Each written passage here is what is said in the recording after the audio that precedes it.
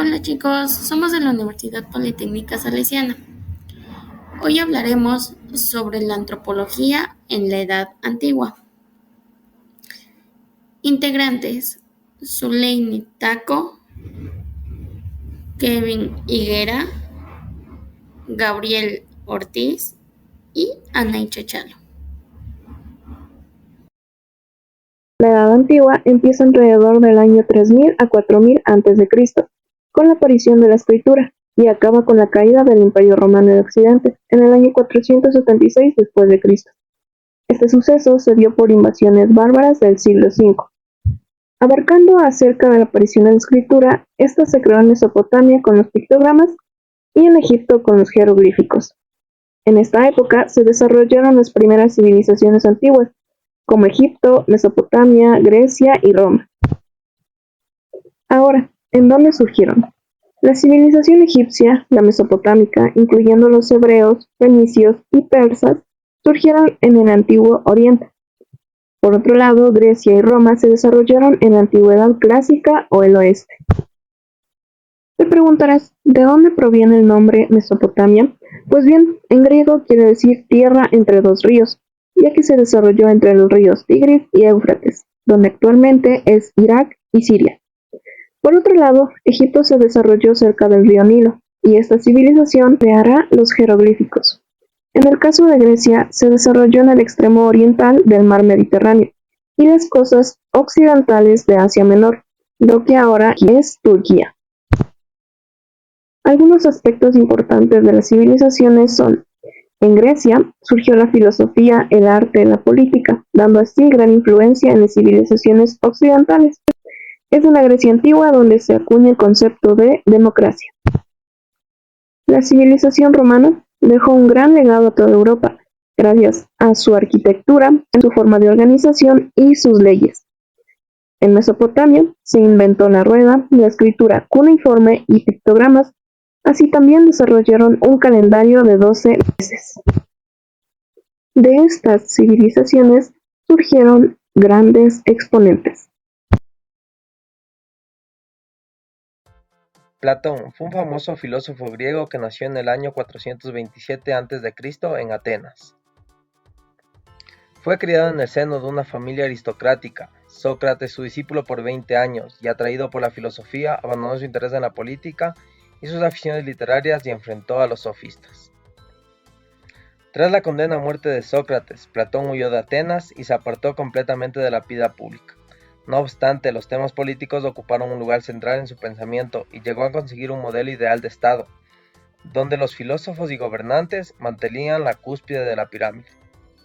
Les seguían los guerreros y por último los artesanos y labradores. Viajó por el sur de Italia y por el oriente de Grecia. Entró en contacto con los discípulos de Pitágoras. Tras una experiencia negativa como asesor del rey Dionisio I el Viejo, pasó como prisionero de unos piratas en Grecia, hasta que fue rescatado y pudo llegar a vida con Atenas. Allí fundó en el año 387 a.C. una escuela de filosofía, situada en las afueras de la ciudad, junto al jardín dedicado al héroe Academo, de donde proviene el nombre de academia. La Academia de Platón, una especie de secta sincronizada, con su reglamento contaba con una residencia de estudiantes, biblioteca, aulas y seminarios personalizados. Daban lugar a ramas diferenciadas como la lógica, la ética o la física. A diferencia de Sócrates, que no dejó evidencia escrita, las obras de Platón se han conservado casi completas, la mayor parte están escritas de forma dialogada, y utilizó al diálogo como un pensamiento filosófico, lo que originó por sí mismo elemento cultural nuevo.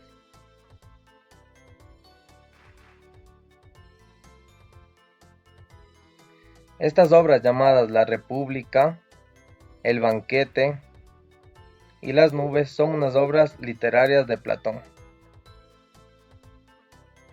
Y desde allí se utiliza el diálogo como un pensamiento filosófico, lo que originó por sí mismo un elemento cultural llamativo. Las ideas de Platón influyeron sobre toda la historia posterior del mundo occidental. Su concepción dualista del mundo y del ser humano, la superioridad del conocimiento racional sobre el sensible, o la división de la sociedad entre desórdenes funcionales. y de ahí viene la frase muy llamativa de Platón, que vendría a ser: el alma es inmortal.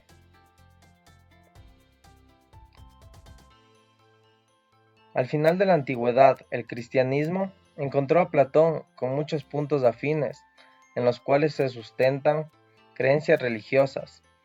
En los siglos XV y XVI, la admiración hacia la filosofía antigua que caracterizó el Renacimiento europeo llevó al último resurgir de ideas, acompañado del cristianismo, que se encontraba a Platón con muchas definiciones que podrían acompañarlos.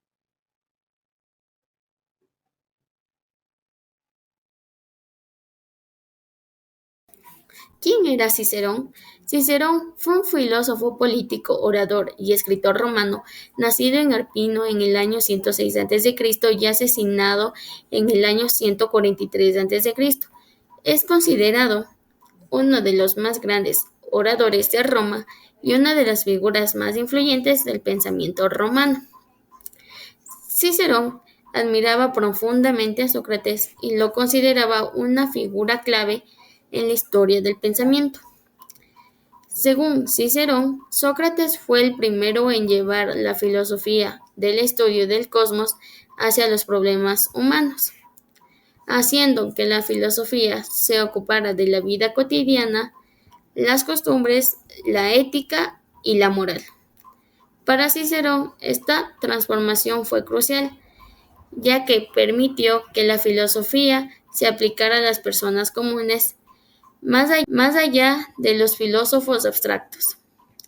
Lo veían como un modelo de sabiduría y virtud, destacando especialmente su método de enseñar a través de preguntas y su valentía al enfrentar su juicio y muerte. Cicerón lo consideraba el fundador de la filosofía moral y un ejemplo de coherencia entre el pensamiento y la vida.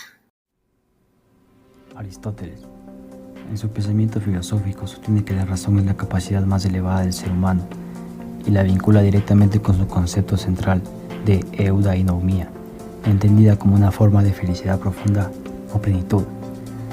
Para Aristóteles, el ser humano se distingue por dos cosas: es racional, puede pensar, reflexionar y argumentar; es social o político, necesita vivir en comunidad para desarrollarse plenamente.